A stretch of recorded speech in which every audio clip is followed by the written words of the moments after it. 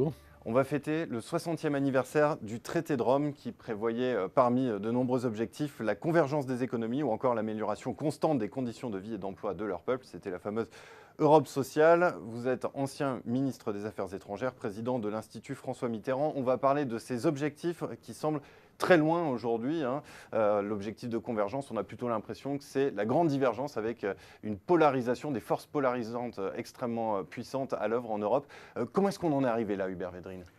D'abord, il y a un anniversaire, on va le commémorer, je ne sais pas si on va le fêter. Oui, bon, L'ambiance est commémorer. certainement, à la fête. D'autre part, les objectifs ont quand même largement été atteints quand on regarde le niveau de vie de l'Europe dans les années 50, le niveau de vie aujourd'hui, le niveau de protection sociale, etc., etc. C'est infiniment mieux et plus perfectionné aujourd'hui que dans les années 50. Est-ce qu'on n'est pas dans une marche arrière aujourd'hui depuis la crise? Est-ce que c'est dû au système de communauté ou d'union? C'est pas évident en fait. C'est lié à l'entraînement, c'est lié à l'émulation, c'est lié à la croissance, c'est lié aux demandes des peuples, des électeurs. Donc c'est vrai que l'Europe a beaucoup progressé sur ce plan. Et que les Européens d'aujourd'hui, et sur ce point, il n'y a pas de divergence entre les élites et les peuples, alors qu'il y a un gouffre maintenant entre les élites et les peuples. Mais sur le fait de maintenir le mode de vie à l'européenne, c'est quand même les sociétés les meilleures de toute l'histoire de l'humanité, ou les moins pires, comme on veut, même si elles sont perfectibles. Voyez, donc il y a attachement à ça. Alors dans la période récente, c'est vrai que les objectifs ne sont plus clairs. Ça avait été un marché commun au début, tout simplement. Puis un grand marché, c'est-à-dire là où on a commencé à délirer sur les directives trop intrusives, excessives, etc., etc. Bon. Et l'idée politique de l'Europe, ou l'idée d'Europe sociale, qui est un peu contenue dans le traité d'origine, mais c'est un peu des bonnes intentions, tout ça. Bon. Mais c'est réapparu grâce à la grande relance Mitterrand-Côle Delors. Et c'est là où, notamment en France, on parle d'Europe sociale, avec un contresens complet, fait une erreur d'analyse, qui est qu'on croit que le modèle social français est tellement merveilleux, tellement séduisant, que l'ensemble des Européens vont s'en inspirer, et que plus on va dire que l'Europe a une vocation sociale, plus elle va imposer le modèle social à la française, à l'ensemble des participants. Donc on s'est trompé? Ben oui, par prétention. Par prétention. Parce que c'est le moment où le modèle commence à disjoncter, commence à être... Il est bien intentionné, le modèle. Personne ne veut revenir dans un monde à la Zola, hein, bien sûr.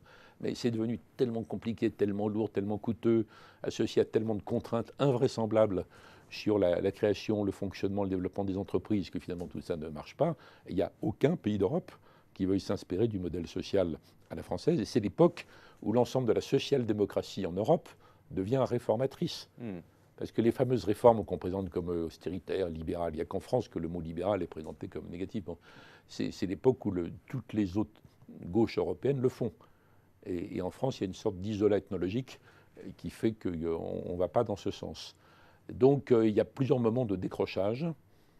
Mais la situation d'aujourd'hui, elle n'est pas liée qu'à ça. Elle est liée aussi à une autre chose, qui est qu'on ne sait pas si les peuples européens veulent que l'Europe devienne une puissance en vrai. C'est pas évident.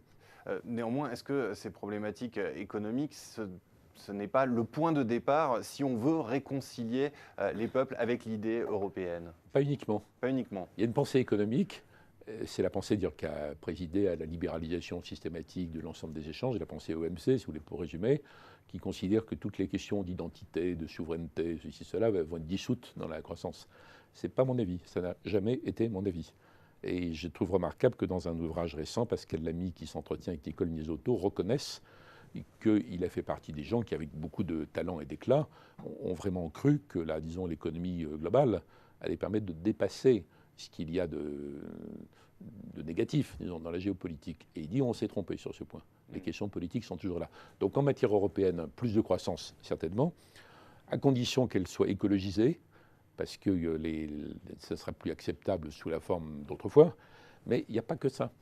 Et quand on regarde les votes, les référendums, les consultations, les sondages, les peuples européens veulent garder une certaine identité. Ils ne veulent pas être dissous dans un magma futile européen. Une certaine souveraineté, même s'il faut exercer la souveraineté en commun. Ils veulent de la sécurité. Alors ça fait quand même 20 ou 30 ans que les élites trouvent ça dégoûtant. Enfin dégoûtant, pas bien, affreux, archaïque. Et pourquoi? Et le balai, il parle... c'est le fameux décrochage des élites par rapport au peuple, et traite ça par le mépris. Donc, comme il n'y a pas de réponse raisonnable à ces demandes d'identité, souveraineté, de sécurité, il ne faut pas accepter n'importe quoi, mais comme il n'y a pas de réponse raisonnable, cette demande va vers les extrêmes. Donc là, il y a un décrochage qui n'est pas de nature économique, Il y a d'ailleurs eu des tas de votes dans les Pays-Bas, regardez. Les Pays-Bas, ils avaient refusé la Constitution européenne en 65, beaucoup plus que les Français encore, 62%. Ce n'est pas un pays pauvre. C'est pas un pays pauvre. C'est pas une question de décrochage économique, c'est une question d'immigration qui renvoie à la question de la culture, à l'identité. Et les anti-européens sont très nombreux là-bas. Ils sont très nombreux, alors carrément, c'est des vrais anti, là, ce n'est pas uniquement des sceptiques. Donc oui, il y a une dimension économique, naturellement. Si on peut faire Erasmus pour tout le monde, très bien, c'est mieux. Bon, c'est un objectif. Mais il n'y a pas que ça. Donc il faut que les élites fassent un effort énorme.